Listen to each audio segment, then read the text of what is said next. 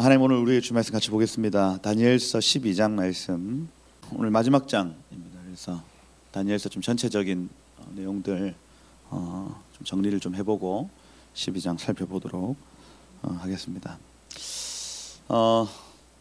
때마다 그 시대마다 여러분 진리는요 새롭게 해석됩니다. 이거 믿으십니까? 진리는 변함없습니다. 이 기록하신 진리는 변함없어요. 그런데 그 해석이 시대마다, 각 시대마다 나타나는 적그리스도적 양상이 다르기 때문에 그 시대마다 해석이 내지는 적용이 달라질 수 있다는 겁니다. 그래서 제가 중고등부 사역할 때, 이 교회에서 지금 11년 있으면서 초기에 중고등부 사역할 때 다니엘서를 아이들하고 같이 이렇게 볼 때에는 잘 보이지 않던 것들이 보여집니다. 이게 해석이 달라지는 게 아닙니다. 그 시대마다 하나님이 보여주시는 것들이 다를 수 있다는 거예요. 그래서 어떤 목사님의 해석이 맞냐 틀리냐 차원이 아니에요. 이건요 계시적 차원입니다. 눈꺼풀이 벗겨지는 차원이에요. 그래서 하나님이 벗겨주셔야만 이 아포칼립시스, 눈꺼풀이 벗겨지거든요. 그런데 그 시대마다 벗겨지는 어떤 두께와 내지는 어떤 수건들이 달라질 수 있다는 겁니다. 여전히 우리는 베일 가운데 있습니다. 부분적이죠. 여러분이 하는 예언도 다 부분적입니다. 완전하지 않습니다, 여러분. 부분적인 것만 보고 그것을 얘기하는 걸 예언이라고 얘기를 합니다. 근데 완전한 것이 오면 예언이 폐하해진다 했거든요. 완전하신 것, 완전히 벗겨지는 날이 온다는 겁니다. 그죠? 그래서 지금 여러 목사님들이 하는 해석들도 다 부분적입니다. 아멘. 완전한 해석이 없다니까요. 이거 여러분 인정해요. 큰 믿음 교회 또 뭐 여러 교회들이요 요런 그 관점을 놓치고 생명수 교회 놓칠 가능성이 굉장히 큽니다. 왜냐하면 담임 목사님 말씀이 약 20년 전부터 굉장히 깊이 있게 풀어졌던 교회였기 때문에 그게 다다 생각하면 큰일 납니다. 진짜로. 그냥 20년 전 교회로 머물러 버려요. 그게 아닙니다, 여러분. 아포칼립시스라는 이 단어는 눈꺼풀이 벗겨져야만 되는 겁니다. 그래서 이 시대를 향한 하나님의 벗겨주심, 아멘, 그게 있어야 된다는 거예요. 그게. 그래서 다니엘서를 제가 몇 년 전에 봤을 때 하고 지금 볼 때 하고 또 여러 보여지는 것들이 다르다니까요. 달라요. 그러니 여러분 성경은 매일 읽어야 됩니다. 아멘이시죠? 20년 전에 읽었다고 그냥 덮어놓으면 된다 안 된다? 안 된다. 매일 읽으셔야 된다. 왜냐하면 하나님 기록된 말씀으로 우리 가운데 말씀하시는 분. 하나님은 진리를 우리 가운데 던져놓으시고 이것을 대하는 자에게, 주야로 이것을 묵상하는 자에게 말씀하시는 분입니다. 아멘이시죠? 네, 아멘. 그리고 들려지는 내적 음성으로 말씀하시는 분이다. 이 두 가지 하나님의 말씀하시는 통로를 누리는 자를 십자가를 통과하는 자라고 얘기해요. 십자가를 통해서 이 두 가지 은혜 주셨거든요. 말씀을 깨달아 보게 하시고 성령을 통해 듣게 하시고, 십자가를 통과한 자는 반드시 이 두 가지를 경험한다. 그래서 여러분 우리 평생에 말씀을 가까이 대하시길 축복해요. 계시의 그 정도가 다릅니다. 내지는 계시의 범위가 다를 수 있어요. 그래서 날마다 가까이 하시고, 그래서 이 다니엘서 이번에 읽는데 저 나름의 그냥 은혜가 있어요. 그냥 이거는 연구한 자만 누리는 은혜입니다. 하나님 이걸 지금 얘기를 하려고 하시는구나. 하나님 이 세대 가운데 지금 이 부분을 말씀하려고 하시네 하는 부분이 있다는 거예요. 있다. 그래서 그런 부분들을 좀 여러분들이 이렇게 캐치를 하셔야 하겠다 하는 거죠. 여러분 제가 이 케투빔 성문서 얘기를 할 때에 구약 성경은 세 가지로 구분한다고 제가 말씀을 드렸습니다. 제일 첫 번째가 토라죠. 토라의 부분, 토라 모세오경이라고 했습니다. 그 다음에 두 번째가 나비임이죠. 네비임, 나비임이라고 얘기를 하는 선지서입니다. 그게 율법과 선지서예요. 거기에 하나 더가 추가되어지면 시편, 율법과 선지서와 시편 이렇게 표현하는 거죠. 이 시편이라고 테힐룸이라는 단어인데 왜 테힐룸, 시편이라고만 얘기해요? 본래는 성문서입니다. 성문서. 그죠? 그래서 성문서를 케투빔이라고 얘기를 합니다. 케투빔의 제일 첫 번째 책이 뭐예요? 시편인 겁니다. 우리는 욥기 이렇게 얘기를 하지만, 시가서의 제일 첫 번째 책을 욥기다 이렇게 얘기하지만 구약 성경을 세 가지로 그 유대 성경에서 구분할 때에 케투빔의 제일 첫 번째 책을 시편이라고 얘기를 해요. 시편. 그래서 시편이 전체적인 케투빔의 원리를 딱 적어놨기 때문에 시편입니다. 그래서 저 시편부터 시작하는 이 케투빔의 여러 진행 사항을 계속 말씀을 드렸죠. 시편, 욥기, 그다음 뭐예요? 잠언 31장의 현숙한 여인 그 예화 누구였습니까? 룻이었죠. 룻의 마음의 가장 핵심에는 아가서가 있댔죠. 아가서에서 맨 마지막에 미성숙한 처녀들을 향해서 막 신랑이 외쳤는데 안 외치더라. 그래서 미성숙한 처녀들아 마지막으로 내가 부른다. 뭡니까? 미성숙한 처녀들, 세상에 신부로 부름받았는데 아직까지 예수께 나오지 않는 자들을 향해서 부르는 내용 뭐 했어요? 전도서의 마지막 외침이었습니다. 이 코헬렛의 마지막 외침 가운데 반응하지 않던 자들 울더라. 뭡니까? 애가 이런 흐름을 제가 말씀을 드렸잖아요. 그죠? 애가 그 완전히 무너졌다. 예루살렘 성. 이 신랑이 거하지 않는 도성은 무너진다. 그죠? 신랑이 함께하지 않는 신부는 그냥 슬피하면 울더라. 애가의 끝에서 그냥 애가로 끝나면 우리는 진짜 슬프다 했죠. 근데 반전이 있다. 반전이. 누굽니까? 에스더. 그죠? 에스더. 주여 우리를 긍휼히 여겨주세요 하고 신부의 세대가 다시 한번 금식하게 회개할 때에 하나님이 회복을 주시더라 하는 얘기. 그죠? 여기에서 다니엘서가 나온댔죠.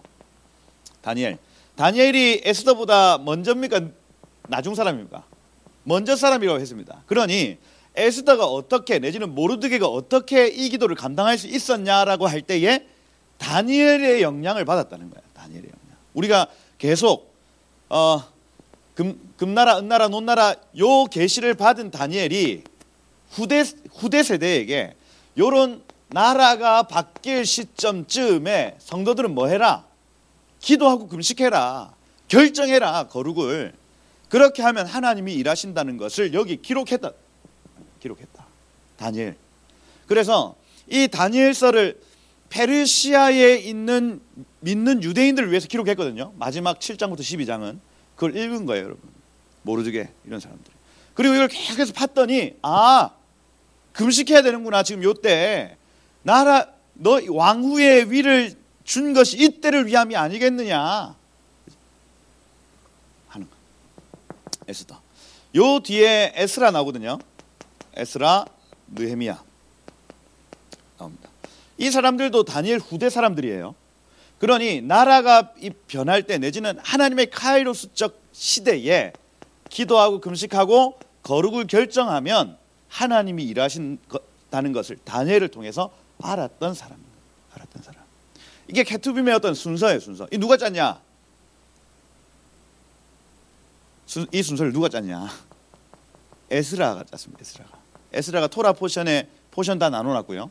그 다음에 케투빔의 순서 이거 막 달라지거든요. LXX 버전에서 이 70명의 유대 랍비들은 이거 다 다르게 했습니다. 지금 우리가 가지고 있는 건 LXX 버전이에요. 요 우리 성경의 순서. 그죠? 이건 세투아진트는 히브리어 성경을 헬라어로 번역해 놓은 겁니다. 그럼 무슨 얘기입니까? 히브리적 사고를 헬라적 사고로 바꿔 놓은 것. 더 쉽게 얘기하면 여러분 오늘날 연대기 성경 이런 거 아시죠? 연대기 성경은 뭐냐면 우리식으로 바꿔 놓은 겁니다. 우리식으로. 이건 좀 이렇게 성경이 연대별로 이렇게 맞아야 얘기가 돌아가지. 이렇게 해서 바꿔 놓은 걸 연대기 성경. 근데 그게 오히려 독이 될 수 있죠. 성경에 여러 흐름들이 분명히 있습니다. 그죠? 흐름들이 분명히 있는데 그걸 계속해서 뚝뚝뚝뚝 끊어버리면 그 흐름을 파악할 수 없는 겁니다. 그러니 가장 원전의 순서를 먼저 살펴보는 게 중요한 거예요. 먼저. 에스라, 느헤미야, 그리고 마지막 역대기거든요. 역대상하 누가 편집했냐 할 때에도 에스라 시대에 그 성경 공부하는 애들이 있잖아요. 초막절 7일 성경 공부해달라 해가지고 했는데 너무 좋아가지고 21일 동안 공부했던 그 사람들 말입니다. 그 사람들이 성경 전체를 얼마나 밤새도록 막 하고 연구했던지 이런 하나님이 왜 성경을 우리 가운데 주셨고 성경에 어떤 주제가 쭉 펼쳐져 있는가를 착착착착착착착착 정리한 거예요. 그럼 가장 먼저는 이 해석을 먼저 봐야 됩니다. 그러고 나서 연대기 성경을 보고 septuagin트를 보고 이렇게 해야 이게 순서가 맞는 겁니다. 아, 하나님 본래 뜻이 이거구나. 오, 이런 은혜도 있네. 연대기로 보니까 또 이런 은혜가 있네. 이렇게 가는 거예요. 그래서 다니엘서를 읽을 때 가장 첫 번째 기억해야 될 것, 이런 어떤 순서 안에서 다니엘서의 위치, 그죠? 아, 에스더라는 사람 그리고 에스라 느헤미야라는 사람이 다니엘의 영향력을 받았구나. 그 영향력이 뭐냐? 나라가 바뀔 시점쯤마다 기도하고 금식하며 결정하는 거예요. 그러면 하나님의 카이로스의 일들이 나타난다는 거예요. 왕들이 패하고 왕들이 세워지고 하는 거죠. 그럼 오늘날도 마찬가지라 했죠. 다니엘서는 진리입니다. 진리. 성경은 진리이기 때문에 오늘날도 지금 여러 왕들이 막 세워지려고 하고 부정선거다 뭐다 막 뭐 이렇게 왔다 갔다 하는 그 시점에 성도는 뭐 해야 된다? 기도하고 또 금식하고 또 거룩을 결정하고 이렇게 해야 하나님의 일들이 나타나더라 하는 거예요.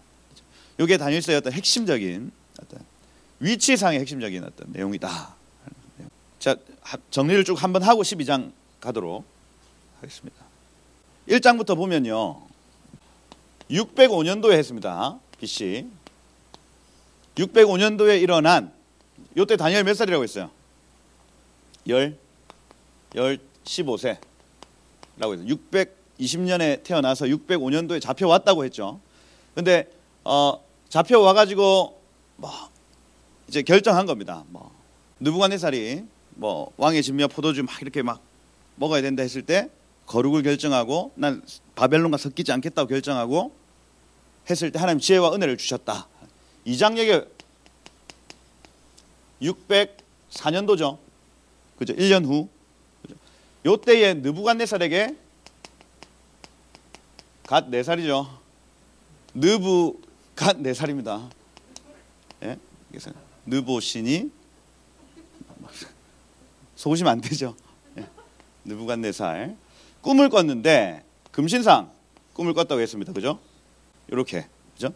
금, 은, 놋, 철, 진흙 이렇게 돼 있는 겁니다. 그죠? 그래서 요 꿈을 하나님이 주셨다. 그죠? 요 꿈이 굉장히 중요하다고 말씀을 드렸고, 요렇게 금에서 은으로 넘어가는 시점, 은에서 놋으로 넘어가는 시점, 놋에서 철로 넘어가는 시점, 요 시점을 다니엘서 7장, 다니엘서 8장, 다니엘서 11장 이런 부분들에서 계속 더 구체적으로 가르쳐 주신다. 그러면 요 때마다 세상 사람들도 그렇고 언약 백성들도 그렇고 깨닫고 기도하고 결정하고 금식해야 된다. 요 얘기를 2장으로 쫙 이렇게 풀어나가는 장면이라 할 수가 있습니다. 3장은 어떤 내용이 있어요? 3장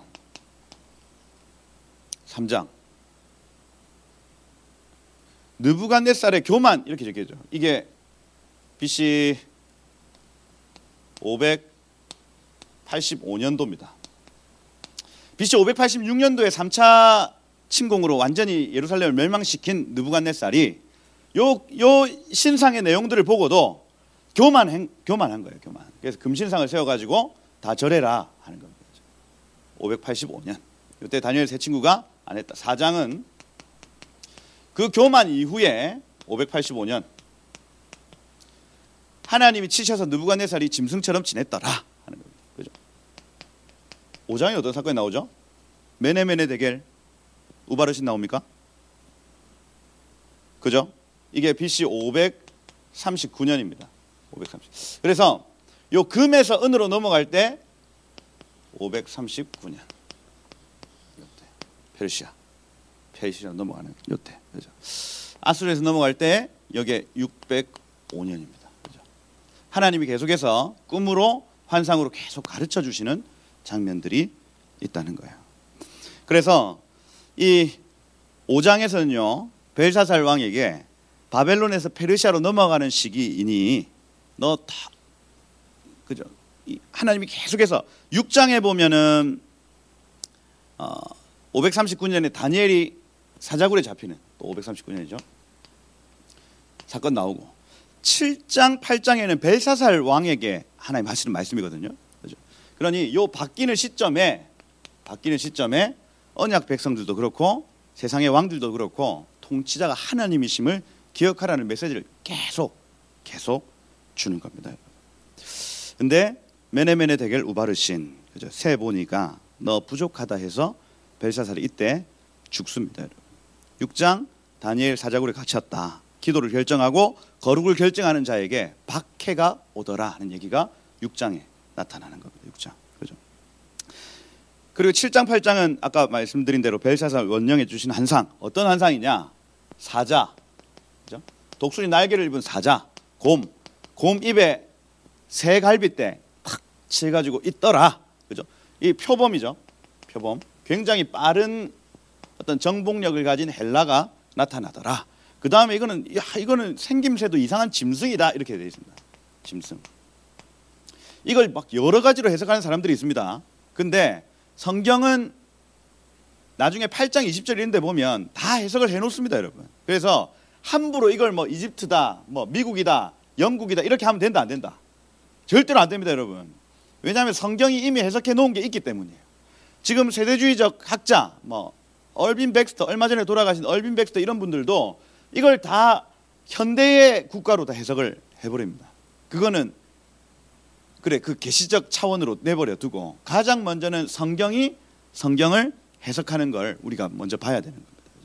그래서 요건 다 해석이 있습니다. 바벨론, 페르시아, 헬라, 로마 이렇게 다 해석이 있어요. 그래서 요 다니엘서 7장에는 요 환상, 내 짐승에 대한 환상이 나타난다. 그리고 짐승의 끝에 적 그리스도가 있다. 살짝 언급합니다. 그죠? 7장 여기.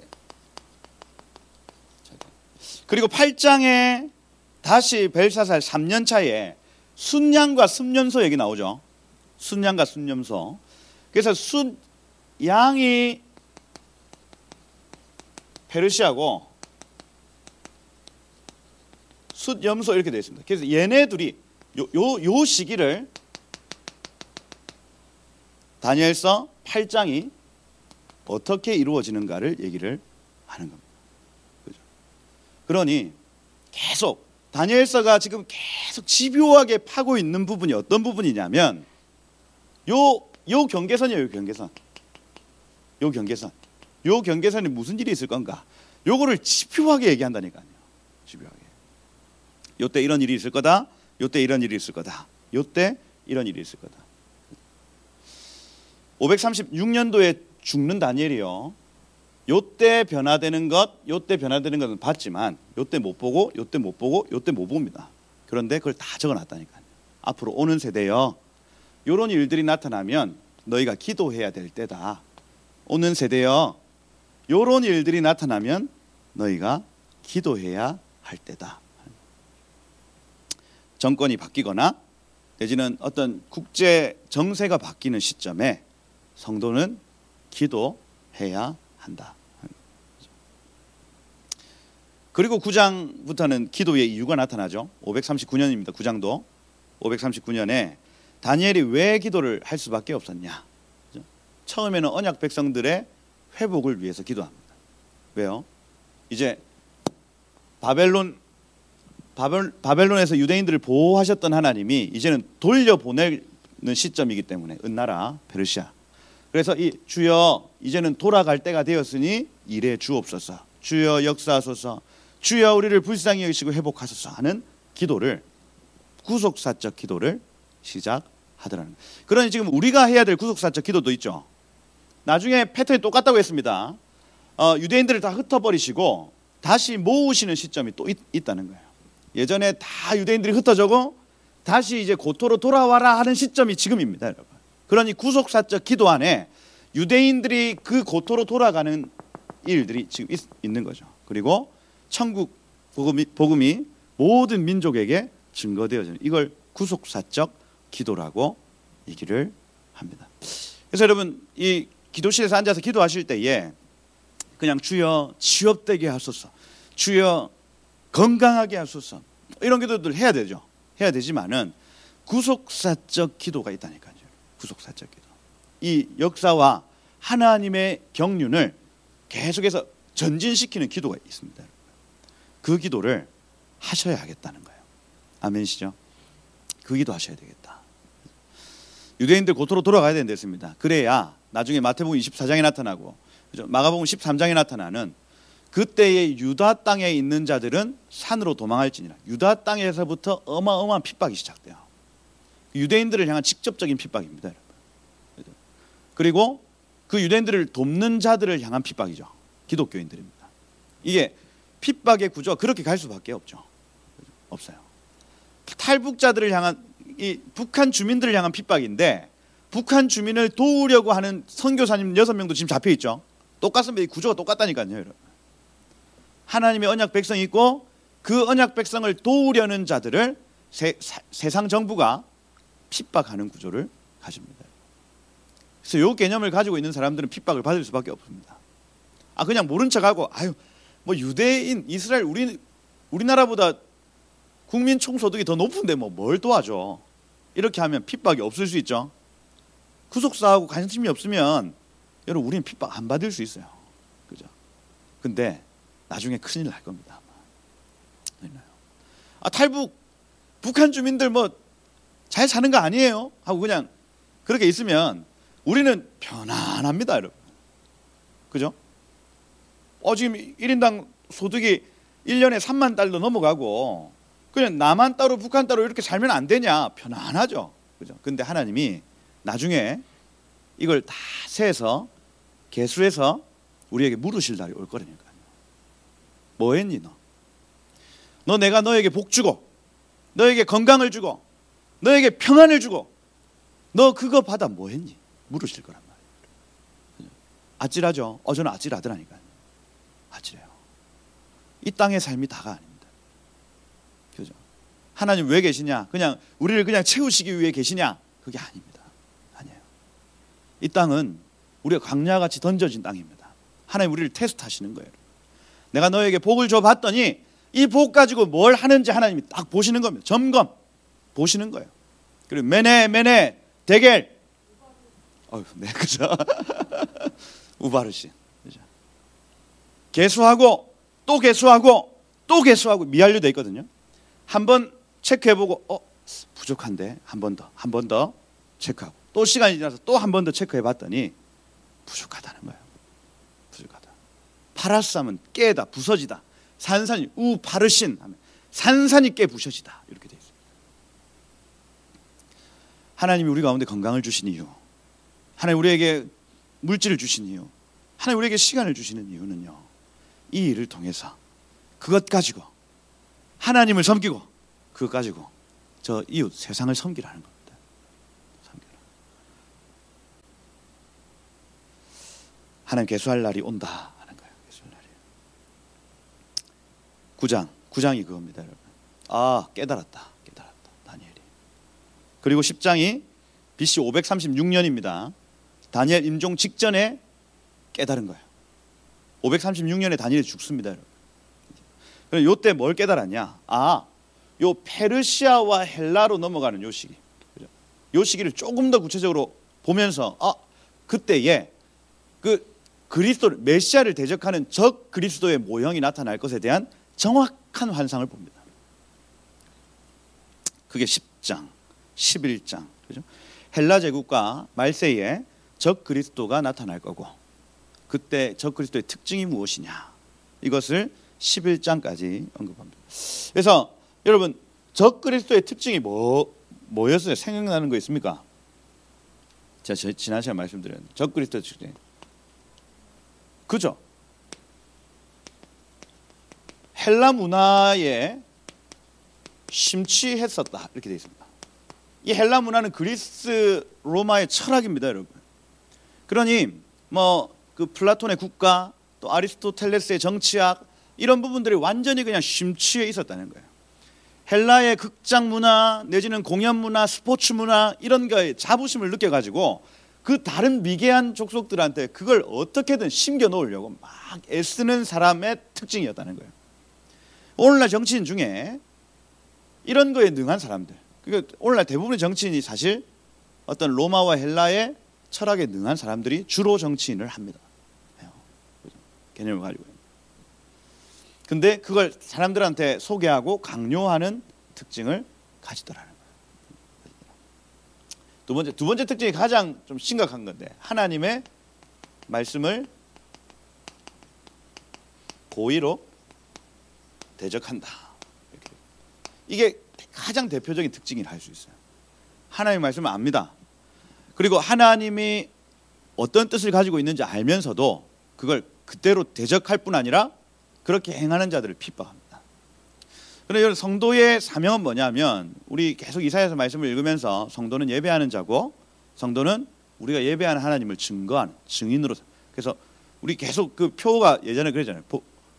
복음의 증인되는 예배자, 복음의 증인되는 예배자. 이게 생명수 교회의 몇 년간의 표였거든요. 그러니 복음 증거하는 거는 전도와 선교예요. 예배자는 하나님께 날마다 질문하며 동행하는 이 기도 생활과 실제로 함께 모여서 그 기도의 결과물로 나타나는 경배예요. 기도와 예배, 전도와 선교, 이게 성도의 사명이라면 적그리스도는 이게 못마땅한 겁니다, 여러분. 전도 나가고 선교하고 기도하고 예배하는 걸 못마땅하게 여기는 정치인인 거예요, 정치인. 이게 적그리스도의 특징입니다. 근데 여러분, 적그리스도의 영이 들어가면 적그리스도 짓을 하거든요. 그러니 여러분, 이 나라가 지금 적그리스도의 영의 영향을 받고 있는 겁니다. 정치인들이 나쁜 게 아니에요. 그 안에 영이 문제입니다. 영이. 자기도 모르게 그렇게 해요. 어제 제가 서울에 갔다 왔는데, 서울에 갔다 왔어. 근데 어제 이제 제가 여기 광화문이면 여기 중국 대사관이 있거든요.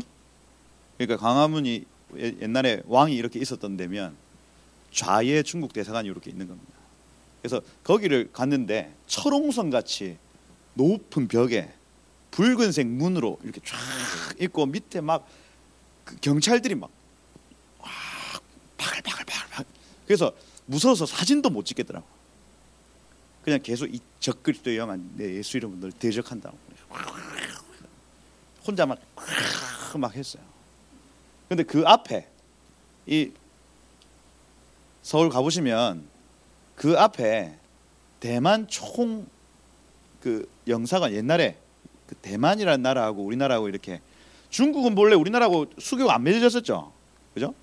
중국 아니고 대만하고 우리가 언약을 맺었었습니다. 우리는 한 배를 타고 같이 가는 민족이다 했는데, 그거 우리가 배신하고 대만하고 그 언약을 배신하고 중국하고 다시 언약을 맺었거든요. 여기에 폐허가 되어 있는 겁니다. 자유민주주의를 같이 지키려고 했던 이 언약을 맺었던 나라의 건물은 너무 안타깝더라고요. 언약을 배신했던 게 딱 눈에 보이고, 여기는 막 대궐도 그런 대궐이 없어요. 어마어마하게 이렇게 높아요. 마음이 너무 아프더라고요. 주님, 우리를 용서해 달라고 기도를 했어요. 근데 요 뒤에 가보니까 명동 성당이 있더라고요. 명동 성당 여러분 한번 가보셨어요? 이렇게 갔다가 여기로 돌아가는데 명동 성당에 있어서 건물이 참 예쁘네 하고 들어갔는데, 요 제일 끝에 마리아 동상이 하나 이렇게 있고, 뭐라고 하냐면 원죄가 없으신 마리아 이렇게 적혀 있습니다. 근데 그 밑에 초로 사람들이 막 온 기도를 막 해놓은 거예요. 자, 와, 이거구나. 광화문의 좌에 중국이 떡하니 있는데 그 뒤에 역사하는 영이 분명히 있네. 이게 막 어마어마한 영적 그 에너지를 뒤에서 이 여자가 막 풀어주고 있는 거예요. 거기서도 막 했죠. 내 이게 막 하고 밟고 막 이렇게 막 하고 왔습니다. 근데 여러분, 여기가 덕수궁 아세요? 덕수궁 여러분 꼭 한번 가보시면 좋겠는데, 덕수궁이 이렇게 있고 독수람 돌담길 있죠? 돌담길을 이렇게 가면 여기 아메리칸 스트리트라고, 여기 전체가 영국 대사관, 프랑스 대사관, 미국 대사관 하는 이 한국의 우방이라고 표현하는 이런 대사관들이 여기 쭉 이렇게 있습니다. 대사관저 여기 다 있어요. 여기를 가니까 정동제일교회 있고요. 그 아펜젤러입니까? 아펜젤러 선교사님이 처음 한국에 와가지고 개척한 교회가 거기에 있고요. 그 다음에 루터교. 그러니까 여기에도 기도하는 성도들의 기도 중심으로 이 주변에 우방의 국가들이 이렇게 쭉 있는 겁니다. 거기 가서 또 축복 막 되더라고요. 이 좌우의 어떤 상황 가운데 주여 역사해 달라고. 주님 미국 불쌍히 여기 주세요.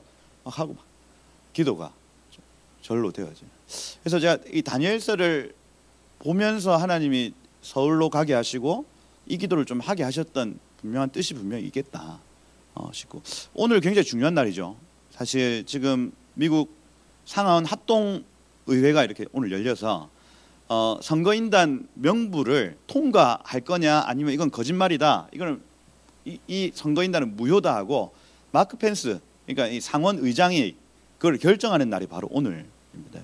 나중에 우리 시간으로 밤 10시 이후로부터 이런 회의가 펼쳐져요. 그래서 미국의 이 1월 23일입니까? 그때 이제 취임식을 해야 되는데, 오늘 그 선거인단이 땅땅땅 이건 맞다고 확보하면은 이거는 조 바이든의 승리. 근데 마크 펜스가 이건 거짓말이다 빵 때리면 이거는 다시 원점으로 돌아가는. 상하원의 투표, 그 의원들의 투표를 통해서 대통령이 결정되어지는 상황으로 가는 겁니다. 오늘이 굉장히 중요한 날이고, 오늘 여러분들 특별히 미국을 위해서 좀 기도를 해주셔야 하겠다. 왜냐하면 지금 이 상황 속에서 지금 넘어가는 상황, 내지는 이 적그리스도의 때로 긴급하게 넘어가느냐, 아니면 전 세계가 강력한 통제 사회로 넘어가느냐, 아니면 한 번 더 은혜와 기회를 주셔서 준비돼서 넘어가느냐의 차이거든요. 어떻게든 그게 넘어가도록 되어 있을 겁니다. 그런데 이 트럼프와 마크 펜스가 하는 이 일들은 마지막으로 부흥의 세대를 줄 수 있는, 마지막으로 이 언약의 세대를 나타낼 수 있는 마지막 키입니다. 요게 만약에 실패하게 되면 트럼프가 이제 예배 전쟁 또 뭐 이 자유 전쟁에 대해서 실패하게 되면 그 이후로 막을 존재가 아무도 없어요. 강력한 통제 사회로 들어갑니다.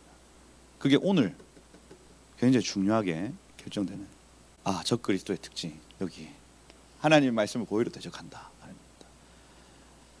트럼프 행정부가 만약에 실패하게 되면 하나님의 말씀을 고의로 대적하는 정부가 미국에 서는 것이고, 중국에 이미 서 있는 그 정부와 미국에 있는 정부가 서로 하나 돼서 이 일을 감당할 겁니다. 모든 두 개가 지금 싸우는 것 같지만 이 싸움이 없어지고 둘이 하나 돼서 하나님의 말씀을 대적하는 상황들이 펼쳐질 거다. 기도가 필요하다. 근데 넘어가도 우리 같은 사람들은, 여러분 같은 사람들은 견딥니다. 그렇잖아요. 독하잖아요. 나 죽여라 이렇게 할 거잖아요. 그런데 연약한 사람들은요 못 견딜 겁니다. 아마 못 견뎌요. 적그리스도 세 번째, 거짓말과 술수가 능하다 했죠. 거짓말과 술수가 능하다. 네 번째, 경제적인 이익을, 자기 사람들에게 경제적인 이익을 계속해서 제공하더라. 이런 어떤 특징들을 가진다. 그리고 학살한다 했죠. 학살. 사람들 죽이는데 아무런 거리낌이 없습니다, 여러분. 그냥 왜요? 여러분 이게 그 유물론의 핵심입니다. 유물론은요 사람 안에 있는 영혼 없다는 거거든요. 그러면 사람도 다 짐승입니다. 짐승 중에 더 우월한 짐승, 더 하등한 짐승으로 나눠버리는 거예요. 하등한 짐승을 벌레라고 얘기하면 벌레, 유물론에서는. 그러니 북한 주민들 저렇게 굶겨도 괜찮아요. 쟤네들은. 왜냐하면 하등한 짐승들이니까. 개, 돼지 소로 봅니다, 여러분. 국민을 개로 보냐? 개로 보더라니까요, 여러분. 조국, 추미애 이런 분들은 고급 짐승. 우리 같은 것들은 저급 짐승 이렇게 봐요. 그러니 우리가 굶어 죽든 뭐 어쨌든 상관 안 합니다. 그냥 밀어붙여 버려요. 이게 유물론, 공산주의의 영이 한 가장 심각한 짓입니다. 물질만 있다는 거예요. 물질만. 눈에 보이는 것만 있다. 아니죠. 여러분 눈에 보이지 않는 세계가 있습니다, 여러분.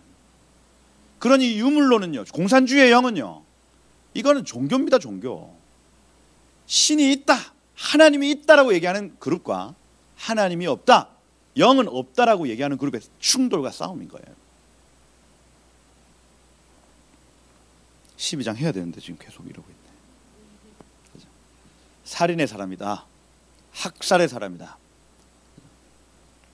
적그리스도 영이 하는 짓이다. 그래서 우리가 지난 시간까지 그런 내용들을 좀 살펴보았다. 그리고 오늘 12장 끝에 다니엘이 궁금해서 계속 질문합니다. 그러면 그 끝은 도대체 언제인가요? 끝날에는 무슨 일이 있을까요? 좀 가르쳐 주세요. 근데 내가 너에게 가르쳐도 너는 지금 깨닫지 못한다, 이 얘기 계속합니다.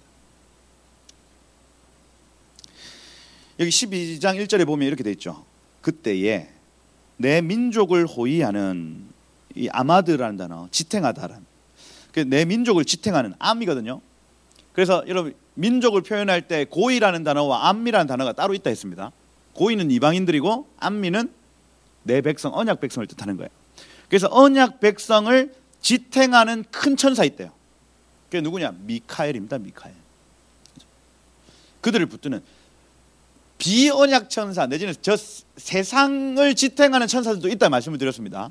헬라의 군주, 페르시아의 군주, 한국의 군주, 이런 것들이 있어요. 그런데 언약 백성들만을 지탱하는 천사가 있다는 거예요. 아멘. 그러니 우리는 여러분 지금 대한민국에 속해 있지만은, 대한민국 사람이지만은 우리는 언약 백성들입니다. 그래서 언약 백성들을 지금 지키고 호위하는 미가엘이 지금 우리를 바라보고 있는 거예요. 여러분, 그 보호 안에 있음을 믿으시길 축복합니다. 미가엘이 있다. 그런데 그가 아마드, 일어날 것이다, 이렇게 되어 있죠. 아마드, 지탱할 것이요, 내지는 서다, 맞서다, 이렇게 되어 있습니다. 그래서 똑같은 아마드가 적혀 있는데 지탱하다 이렇게 할지, 아니면 아마드라는 단어가 맞서다 이렇게 되어 있거든요. 그래서 똑같은 아마드이지만은 뒤에 걸 맞서다라고 할지, 이건 우리의 선택입니다. 그래서 미가엘이, 언약 백성을 붙드는 미가엘이 거기에 이제 개입할 것이다, 이 얘기입니다. 개입할 것이다. 큰 환란이 있을 것이니 이는 개국 이래로 그때까지 없던 환란일 것이다. 있죠. 안티오쿠스 에피파네스 4세가 환란을 주는데 매일 드리는 제사를 폐합니다. 상번제. 아침 저녁으로 매번 드리는 번제를 없애버리고, 그 다음에 그 성전에 언약궤가 있었던 장소 언약궤 치워버리고, 거기에 제우스 신상을 세워버리고, 이게 한 번도 경험해보지 못한 환란일 수 있죠. 그런 일들. 생명수 교회를 지었습니다. 근데 이 안에 막 군대가 들어와가지고 한 번도 경험해보지 못한, 절 안 하면 막 죽이겠다고 하고, 이게 한 번도 우린 경험해보지 않았잖아요. 그런 환란들이 나타나는 때가 있다는 거예요. 이는 개국 이래로 그때까지 없던 환란일 것이다. 이 환란이라는 단어가 짜라라는 단어입니다. 짜라. 짜라는 라이벌 와이프 이렇게 돼 있어요. 그 뜻이, 이 한나와 분인나의 어떤 그 싸움 안에서 라이벌 와이프가 막 계속해서 괴롭히는 겁니다. 이런 환란을 뜻해요. 신부가, 이 짜라라는 단어 안에 신부가 있고, 이 신부를 괴롭히는 다른 신부가 있다. 그 환란을 얘기하는 것이다. 그리스도가 있고 적 그리스도가 있다면, 이 그리스도의 기쁨을 계속해서 방해하는 적 그리스도가 있다는 것을 의미합니다. 라이벌을 뜻해요. 라이벌이 주는 어려움, 뭐 이런 이 정도로 해석을 할 수가 있습니다. 그때 내 백성 중에 책에 기록된 모든 자는 구원받을 것이다. 이 구원, 말라트란 단어, 구출되다, 도망치게 되다. 그래서 책에 기록된 모든 자들은 구출될 것이다. 구출. 큰 환란 가운데. 그래서 이걸 막 휴거다 이렇게 얘기하시는 분들도 있고, 내지는 뭐 모든 사람들이 다 휴거 이렇게 얘기하지 않기 때문에, 환란 중에 모든 자들을 환란 중에 구출한다는 걸 의미합니다. 환란 중에. 그러니 마태복음 24장에 나타나는 여러분 마태복음 24장 한번 가볼까요? 마태복음 24장 21절에 보면 이렇게 되어 있습니다. 이는 그때에 뭐가 있습니까? 큰 환란이 있을 것이다 이렇게 되죠. 그리고 창세로부터 지금까지 이런 환란 없다. 후에도 없다. 그 날을 감하지 아니하면 이게 포인트입니다. 하나님이 이 날을 감할 수밖에 없는데 이게 3년 6개월을 하는 약속해 놓고 3년 6개월이 되기 전에 언약 백성들을 구출하신다는 거예요. 못 참고 모든 육체가 구원을 얻지 못할 것이나 택하신 자들을 위하여 그 날들을 감하시리라 이렇게 되어 있습니다. 그래서 하나님이 환난 중에 그들을 구출하신다. 2절에 보니까 땅에 티끌 가운데서 자는 자 중에 많은 사람이 깨어나 각성하다는 거죠. 영생을 받는 자 있고 수치를 당해서 영원한 부끄러움을 당할 자가 있다. 여기에서 갈린다는 겁니다. 땅에 있는 자들 중에 이 모든 환난 가운데 배도하는 자들은 이 수치를 당해서 영원한 부끄러움으로 들어가고, 땅에 있는 자들 중에 하나님의 성령으로 깨어서 내지는 말씀으로 깨어서 각성하는 자들은 영원한 생명으로 가더라는 거예요. 여러분 일찍 낙원으로 가는 것도 복이지만은 저는 믿습니다. 이 환난을 통과하는 것이 훨씬 더 큰 복입니다. 아멘이시죠? 근데 주님 저는 일찍 데려가 주세요 해도 됩니다. 그죠? 낙원도 얼마나 좋겠습니까? 그죠? 그리고 그 위에서 박수치고 그 격려하는 거예요. 그 히브리서 보면 그렇게 되어 있습니다. 우리가 믿음의 경주를 하는데 믿음의 선배들이 위에서 박수치고 천사들이 박수치고 잘한다 잘한다 합니다. 그럼 미리 여러분들 먼저 가셔서 낙원에 가셔서 박수치고 격려하시면 돼요. 야 생명수교회 막 하시는 겁니다. 막 하시는 거예요. 근데 이 땅에서 환난을 통과한 자들이 누리는 복은요, 천년왕국의 영광이라고요. 천년왕국.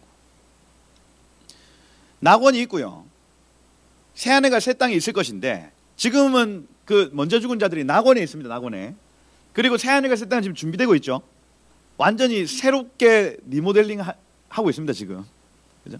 그러면 이 땅에 있고 공간이 지금 언약 백성들은 세계네, 땅 위에 있는 자들, 낙원에 있는 자들 이미 죽어서, 그리고 앞으로 그 둘이가 같이 들어갈 새하늘과 새 땅, 이렇게 되는 거예요. 그 땅에 있는 자들은 낙원에 들어가기 전에 환난을 통과해 버리면 여기에서 천년왕국을 누리는 거예요. 그리고 그 천년왕국의 영광을 딱 가지고 새하늘과 새 땅으로 들어갑니다. 이해가 되죠?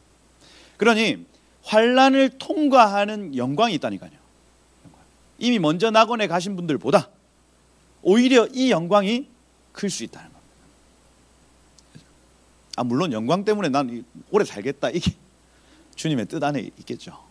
그 일들이. 근데 이 마지막 세대가 얼마나 큰 영광스러운 세대인지. 환난의 세대는요, 고난과 슬픔의 세대가 아니라니까요. 영광과 환희의 세대입니다. 아멘이시죠? 천년왕국의 영광이 만약에 우리 때에 이 큰 환난이 오게 되면 그 영광이 우리에게 주어지는 겁니다. 그죠? 낙심하실 필요 있다 없다? 없다. 두려워할 필요 있다 없다? 없다. 없다. 이 환난 끝에 하나님께서 큰 면류관을 주시고 다스릴 권세를 주시고 그 당신의 영광을 우리에게 나누어 주실 것이다. 그 낙원에 있는 자들 중에서 예수의 이름으로 핍박받고 죽임받았던 사람의 영혼들이 같이 내려옵니다. 그리고 그 천년왕국의 영광으로 같이 들어갑니다. 이게 또 비밀이죠. 그죠? 낙원에서 행복한 삶을 계속 사시는 분들이 있고, 예수와 함께 재림할 때 같이 내려와가지고 천년왕국에 같이 들어갈 영혼들이 또 따로 있다는 거예요. 이게 비밀입니다. 비밀. 여러분, 영광, 하나님께서 베푸시는 영광 가운데 들어가시길 축복해요. 예. 환난을 통과하시길 축복합니다. 또 좀 간이 좀 적으신 분들은 먼저 가시길 축복합니다. 예. 예. 그래서 실족하지 않고, 그죠? 뒤로 물러나지 않고, 그죠? 하나님의 나라를 누리셔야 되겠다. 영생을 받는 자도 있을 것이고, 수치를 당하여서 영원히 부끄러움을 당할 자도 있다. 여러분, 마태복음 24장, 그 다음에 마가복음 13장, 누가복음 21장을 한꺼번에 한번 읽어보시면, 마태복음은 유대인들을 위한 책이거든요. 유대인들. 그래서 막 이 날이 겨울이 되지 않기를 뭐 기도하라. 그 다음에 안식일이 되지 않기를 기도하라. 이거는 안식일이라는 단어는 마태복음에만 있습니다. 왜요? 유대인들을 보라고요. 유대교 사람들을 위해서 마지막 때를 그렇게 묘사를 해놓은 거예요. 마태복음 24장은. 근데 마가복음, 누가복음에는 안식일 개념 없습니다. 그냥 겨울이 되지 않기를 기도하라 이렇게만 되어 있어요. 그럼 뭡니까? 이방인들을 위해서 기록한 겁니다. 그리고 누가복음 21장에 나타날 때는 멸망에 가증한 것 이런 얘기보다 거기는 뭐라고 적혀있냐면 예루살렘이 군대에 에워싸인 것을 보거든 이렇게 되어 있습니다. 그러니 철저히 이방인들의 관점으로 누가복음 21장이 쭉 이렇게 소개되어 있어요. 그러니 오히려 우리는 유대인들, 유대교를 믿는 사람들은 마태복음을 읽으면 이해가 되고 우리는 누가복음이나 마가복음을 읽으면은 요게 마지막 때가 조금씩 이렇게 보입니다. 이걸 같이 봐야 된다고요. 같이. 그렇게 보시면은 좀 팁이 될 수가 있겠다. 그래서 예루살렘이라는 한 도시가 군대에 에워싸인다. 연합군 내지는 뭐 미국, 중국, 뭐 소련은 없죠. 뭡니까? 러시아 뭐 이런 군대들이 예루살렘을 둘러싸이는 것을 보거든 읽는 자는 깨달아라 이렇게 되어 있습니다. 깨달아라. 그런 것들이 하나의 사인이 될 수 있다 하는 거예요. 아직 2절하고 있나? 3절 보시면 지혜 있는 자 할 때 이 지혜는요 샤칼입니다. 샤칼. 호크마 아니에요. 하캄 아닙니다. 샤칼입니다. 이게 왜 중요하냐면 분별력이에요. 어떤 분별이냐? 눈을 감아도 계속 말씀드립니다. 야곱이 눈이 안 보이면 봉사에 봉사. 그죠? 소경이에요. 그런데 눈앞에 에브라임과 므낫세에게 교차하여 두는 걸 의미합니다. 이걸 샤칼이라 얘기해요. 그러니 분별하는 자입니다. 눈으로 보는 게 아닙니다. 영으로 보는 거예요. 영으로. 무엇이 옳고 무엇이 그른지를 분별하는 자들. 샤칼. 지혜로운 자. 지혜로운 자. 궁창의 빛같이 빛날 것이요 많은 사람을 옳은 대로 돌아오게 하는 자. 이 체덱입니다. 체덱. 그 의를 예수의 의로 사람들을 인도하는 자들. 그죠? 두 사람의 복이 있는데 첫 번째는 분별하는 자. 이 세대가 어떻고 지금 무엇이 옳은 일이고 무엇이 악한 일인지를 계속해서 마지막 때에 가르쳐주고 분별하는 자는 복되다. 빛난다. 그리고 그 분별 이후에 사람들을 옳은 대로 인도하는 자는 빛난다. 빛난다. 이걸 예수께 속하느냐 세상에 속하느냐. 예수께 속하느냐 세상에 속하느냐. 말씀에 속하느냐 저 세상의 칭찬에 속하느냐. 이겁니다. 교회의 선택. 당신의 선택. 여러분 지금 아슬아슬하죠. 한국교회. 이때에 여러분 방역 정책 때문에 우리가 왔다 갔다 하면은 혼란스러울 겁니다. 근데 여러분 저희 생명수 교회야 예전부터 목장이 교회가 될 것을 계속해서 얘기를 해왔고 이번 기회에 그냥 이렇게 해버리자. 흩어버리자 하고 결정하는 건 선제적 조치입니다. 우리에게 비전이 있으니까 우리 그렇게 하는 거고 다른 교회들은 아마 준비가 안 돼서 안 될 겁니다. 아마 힘들 거예요. 이걸 또 다른 교회에게 강요할 수는 없을 겁니다. 그냥 이 사안은 저희 교회의 방법인 거예요. 또 손현보 목사님 같은 분들은 예배를 강행하는 것이 그 교회의 사명일 겁니다. 무엇이 맞다 무엇이 틀렸다 할 수는 없죠. 그런데 중요한 것은 저 방역 정책 때문에 결정되어지는 것이 가장 비참한 겁니다. 그냥 국가가 하지 말라면 하지 말고 하라면 하고 요게 가장 어려운 일이에요. 가장 한국교회 위태위태합니다. 세상의 칭찬을 따라갈 거냐 아니면 말씀을 따라갈 거냐 이 둘 중에 하나에 지금 막 기로에 서 있는데 분별을 못해요. 분별이 안 됩니다. 의로 인도한 자는 별과 같이 영원토록 빛날 것이다. 그리고 다니엘아 마지막까지 이 말을 간수하고 이게 간수라는 단어 사탐입니다. 사탐. 사회탐구 영역할 때 사탐입니다. 그래서 이 사탐 우물 뚜껑을 닫는다는 거죠. 우물 뚜껑을 닫는다는 개념이고 이 글을 봉함하라 할 때 이 하탐이네요. 하탐은요 인을 치는 겁니다. 그래서 네 입에 뚜껑을 닫고 그 옆에 인을 치라는 것을 의미합니다. 뚜껑 닫고 인 쳐라. 문 닫고 요새 막 무슨 집합금지명령 내지는 격리하면은 문 꽉 닫고 꽝꽝꽝 해서 인 딱 지금 그겁니다. 그거. 다니엘아, 격리해라, 격리. 많은 사람이 빨리 왕래하며 지식이 더하리라 이렇게 돼 있죠. 마지막 때에 빨리 왕래하며 라브 슈트 이렇게 돼 있는데, 슈트라는 단어가 이리저리 돌아다닌다는 거예요. 이리저리 돌아다닌다. 이 무슨 얘기냐면, 마지막 때에 사람들이 여러분 19세기만 해도 19세기 초만 해도 증기기관의 발명 내지는 뭐 이런 게 없으니까 어떤 지역에 멀리 이렇게 가는 게 불가능했습니다. 또 막 무슨 라이트 형제 뭐 이런 사람들이 비행기가 나오기 전에는요, 한국에서 미국 가는 일들이 어떻게 가요? 어떻게 못 가죠? 전화할 수 있습니까?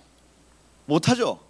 그냥 자기 동네에 평생, 그냥 임마누엘 칸트 이런 사람은요 평생 시골에 자기 동네에서 이렇게 연구한 걸 그냥 글로 남겨놨는데, 그걸 어떤 사람들이 나중에 들고 가봤더니 어마어마한 지식들이 막 발견된 거예요. 이렇게. 그러니 여기 지금 많은 사람이 빨리 왕래하며, 요게요 19세기 20세기부터 이게 막 지금 하루길이죠. 미국 가는 거 24시간 안 걸리잖아요, 그죠? 하루 안에 이게 전 세계를 왔다 갔다 할 수 있는 시스템이 지금 만들어진 거예요. 이리저리 돌아다닌다. 온 사람들 할 때 이 복수 형태에 돼 있죠.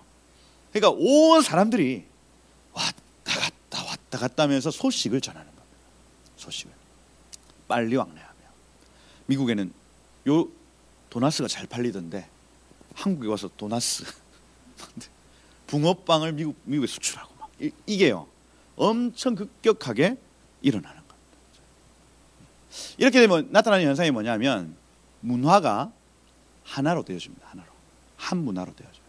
그러니 미국에 있는 청년들과 한국에 있는 청년들이 별로 문화적 이질감이 없어요. 지금 딱 그렇습니다. 트위터나 페이스북이나 이런 것들로 이 청년들의 이 정서가 하나로 연결되어 있기 때문에 BTS가 만약에 이렇게 뜬다 하면 전 세계 동일한 청년들이 같이 이렇게 좋아하는 문화로 이렇게 갑니다. 쉑쉑버거가 뜨면요 전 세계 쉑쉑버거 다 들어갑니다. 스타벅스가 뜨면 스타벅스 전 세계 깔려버려요. 요 빠르게 왕래하면 요게 한 문화, 한 권력으로 온 세상을 만들어버리는, 지금 딱 그게 완성되어져 가고 있어요. 지금 뭐 줌으로 뭘 한다, 이게 한 권력으로 다 만드는 어떤 한 흐름입니다. 흐름. 나중에 프랭클린 그레암 페스티벌 하는 거 가만 보십시오. 서울에서 할 건데 그 사람 미국에 있어요. 근데 홀로그램으로 우리 무대에 나오는 겁니다. 여기 나와가지고 여러분을 다 보는 거예요. 이렇게. 그런 기술이 지금 이미 5G 시대 때 이렇게 되어지는 겁니다. 한 권역으로 간다. 지식이 더하리라. 그래서 라바다트라는 단어. 그래서 이 지식은, 이 다트라는 단어가 야다라는 단어에서 왔죠. 경험적으로 아는 지식 내지는 이 노하우를 의미해요. 노하우. 그죠? 노하우. 그래서 많은 전 세계의 노하우가 하나로 응축되어지고 합쳐지는 시기가 올 거다. 요때까지 가만히 너 이 비밀을 닫아놔라. 그리고 5절부터는 뭐 내용이 뭐 크게 없습니다. 나 다니엘이 본즉 다른 두 사람이 있었답니다. 하나는 강 이쪽에 언덕 섰고 하나는 강 저쪽 언덕에 섰으니, 지금 다니엘이 있는 곳이요, 여기가 예루살렘이면 여기가 걸프만입니다. 티그리스, 유프라테스 이렇게 있습니다. 아브라함이 갈대아 우르에서 왔죠. 그죠? 다니엘 한 요쯤에 있었을 겁니다. 요쯤에 있었는데 강이 티그리스 강 이렇게 있습니다. 이때게 여기에 한 사람 이렇게 서 있었다는 거예요. 서 있었다. 근데 이쪽은 자기하고 가까운 사람이겠죠. 저쪽에, 강 저쪽에 있는 분이 얘기하는 내용입니다. 그러니 이 강 저쪽이라고 하는 건요, 예루살렘을 뭐 대표한다고 할 수가 있겠다. 강 이쪽에, 그러니까 이쪽 편에 있는 사람은 바벨론을 대표하는 사람일 수 있겠다. 이 두 사람이 대화의 내용을 다니엘이 들었다 하는 거죠. 빨리 마치라고. 자, 그 중에 하나가 세마포 옷을 입은 자, 강 위쪽에 있는 자에게 이르되, 세마포 옷, 그죠? 린넨입니다. 린넨. 그죠? 그것도 화이트 린넨이에요. 린넨을 입은 자에게. 그죠? 요게 이제 에스겔서 9장에서 보면은 머리에 인치는 천사들 세마포 옷 입었다고 되어 있고요. 어린 사무엘이 세마포 옷을 입었습니다. 그 다음에 뭐 제사장들 세마포 옷을 입었고요. 그 세마포 에봇 입어가지고 다윗이 막 춤출 때에 욕 먹었죠.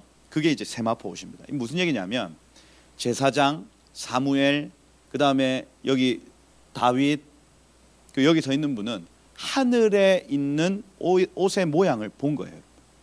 하늘에 있는 옷. 천상에서 어떤 옷을 입었는가를 본 사람들은요, 그것하고 똑같이 입으려고 합니다. 그러니 사무엘이나 다윗이요, 그냥 괜히 입은 게 아니라니까요. 본 게 있어서 그래, 본 게 있어서. 여기도 마찬가지. 세마포 옷을 입고 하늘에 속한 자죠. 세마포를 입었다고 하는 건 하늘에 속한 자입니다. 하늘에 속한 자. 있고 강물 위쪽에 있는 자가 이르되 이 놀라운 일의 끝이 어느 때까지냐, 이렇게 되어 있습니다. 어느 때까지냐, 언제 이 일이 있겠느냐 하는 거죠. 7절에 보니까 내가 들은 그 세마포를 입고 강 위쪽에 있는 자가 좌우에 손을 들어 하늘을 향해 영원히 살아계신 이를 가리켜 맹세하여 이르되, 손 들었답니다. 이렇게 손 들었습니다. 이르되, 그 선포의 내용이 이렇습니다. 반드시 한때, 두때, 반때를 지나서, 이 모에드, 모에딤, 해치 이렇게 되어 있거든요. 모에드, 그때, 그리고 두때, 이 3년 6개월이거든요. 3년 6개월로 해석을 합니다. 하고, 근데 이 모에드라는 단어가 시간이라는 단어인데, 하나는 단수로 되어 있고 하나는 복수로 되어 있거든요. 그래서 그 1시간 내지는 2시간 이렇게도 해석이 되는 겁니다. 그래서 모에드, 모에딤, 해치하면 절반이라는 뜻입니다. 그래서 이 여러 가지 해석의 가능성이 있다. 근데 여러분, 우리가 이거 패턴을 보면 알겠지만은 한때, 두때, 반때 하면 3년 6개월이다. 이렇게 보통은 이렇게 봅니다. 봐요. 지나서 성도의 건세가 반드시 깨지기까지 하리니, 이 원어로 하면 거룩한 자들의 손이 흩어지다라는, 그죠? 흩어지다. 완전히 그냥 흩날린 상황까지 내버려 두시더라. 그렇게 되면 이 모든 일이 다 끝나리라. 그래서 안티오쿠스 에피파네스 4세의 환란도 3년 6개월 정도 만에 멈춥니다. 멈춰요. 그래서 이게 예언의 1차적 성취가 그때 있었다 하는 겁니다. 나중에 마찬가지입니다. 나중에 다가올 큰 환란도 3년 6개월 정도가 지나면 성도들이 완전히 그냥 그러기 상태가 되어 있고 멈춰지는 겁니다.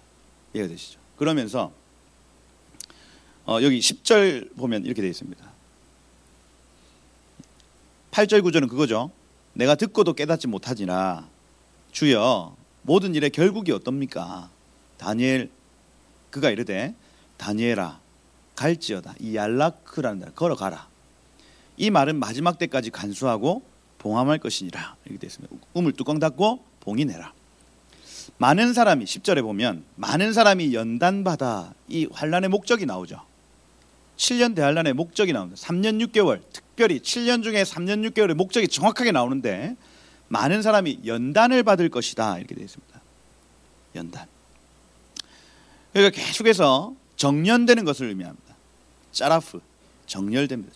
계속해서 금을 계속해서 녹이는 거예요. 그래서 순금으로 만드는 겁니다. 계속 3년 6개월의 목적입니다. 연단을 받아 스스로 정결하게 하며 이렇게 되어 있습니다.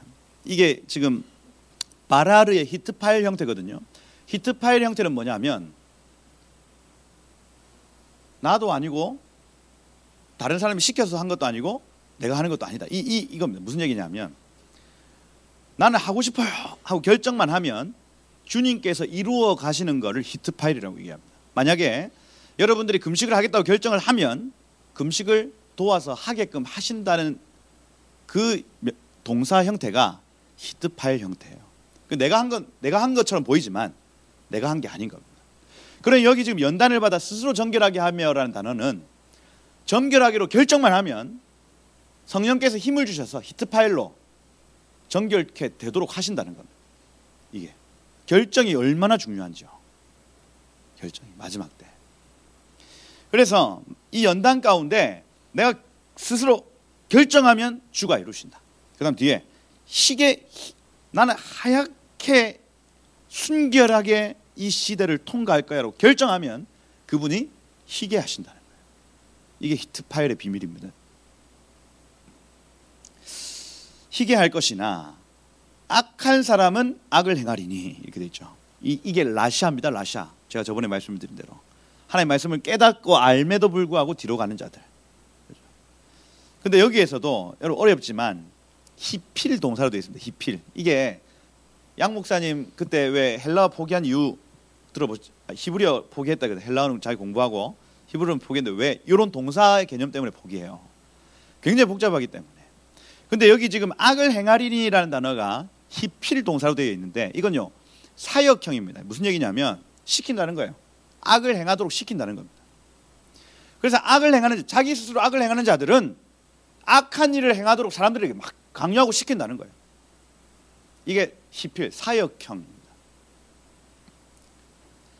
이 악한 자는 깨닫지 못하되, 근데 여기 오직 지혜 있는 자 역시 히필입니다. 히필. 무슨 얘기냐면 샤칼 분별한 자기만 살 것 아니라 다른 사람들에게 분별을 시키는 거예요. 계속 지혜 있는 자는 깨달을 것이다. 깨달을 것이다. 뭘 깨닫냐? 11절에 보니까 매일 드리는 제사를 패하며, 이 하타미드라는 단어 연속 예배입니다. 연속 예배. 연속되는 예배를 없이 하는 자, 멸망할 가증할 것이 세울 때부터 1290일을 지날 것이요. 이렇게 되죠. 이 1차적 성취가 에피파네스 때 있었고, 나중에 큰 환란, 적그리스도적 환란 가운데 똑같은 일이 있을 것인데, 첫 번째 특징, 매번 드리는 습관적으로 드리는 예배가 폐하여진다. 두 번째, 거기에 멸망에 가증한 것이 세워진다 하는 거죠. 제3성전 지금 막 진짜 제사, 살육 제사 드리는 저 어디 비밀한 데서 막 드리고 있지만은 실제로 그 솔로몬의 성전이 있었던 그 장소에서 제3성전을 세워서 그걸 이제 하겠다고 유대인들은 지금 주장을 하고 있는데, 트럼프가 이거 아마 도와주겠다고 약속할 겁니다. 그죠? 지금 물밑 작업을 지금 다 해놓고 있는 상황이기 때문에 3년 6개월 동안 그게 열렸습니다. 만약에. 근데 그게 갑자기 폐하여지고 멸망에 가증한 것이 세워진 것을 보거든. 이겁니다. 이게 1차적 해석일 수 있어요. 유대 땅에서. 그죠? 두 번째, 우리가 매번 드리는 이 습관적인 예배가 멈춰지고 이 교회마다 악한 것들이 세워지는 시점이 있을 수 있다는 거예요. 두 가지 다 봐야 됩니다. 이해가 되시죠? 어느 하나가 맞다 하면 안 됩니다. 두 가지 해석 다 보셔야 된다는 거. 보셔야 됩니다. 하면 그때부터 1290일입니다. 1290일. 나누기 30 하면 43개월입니다. 42달, 여러분 들어보셨죠? 42달. 근데 31 나누기 31 하면은 41.6개월입니다. 그러니까 이게 지금 하여튼 30일로 치면은 43달, 31일로 치면 한 달을 41달 6일 이렇게 되는 거예요. 그래서 42달을 두고 1개월 정도씩 플러스 마이너스 이렇게 보시면 됩니다. 지날 것이다. 3년 6개월입니다. 이게 3년 6개월. 그리고 기다려서 1335일까지 이르는 자는, 이게 또 그 뒤에 나타날 여러 영속적인 일들까지 기다리는 자는 복이 있을 것이다. 복이 있을 것이다. 그래서 이 1335일에 대한 해석은 진짜 다양합니다. 왜냐하면 이런 숫자는요 다른 데 나오지도 않아요. 그러니 이 1260일 주로 얘기하거든요. 두 감람나무와 두 증인이 나와가지고 전반기 3년 6개월 동안 막 복음을 전하는 시간을 이 요한계시록에서는 1260일로 봅니다. 60일, 42달 이렇게 표현하는 거죠. 그러니까 주로 42달이었는데 이 1335일은 그 뒤에 이 1290일 이후에 요 시간 가운데 어떤 일이 있을까에 대해서 성경은 전혀 힌트를 제공하지 않더라는 거예요. 않더라. 예수의 재림이 그 정도 조금 더 딜레이가 있나? 이렇게 보는 거예요. 저는 개인적으로.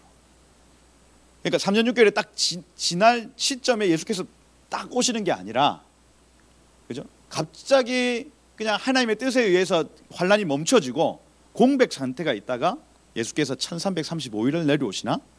요렇게 정도만 보여지는 거예요.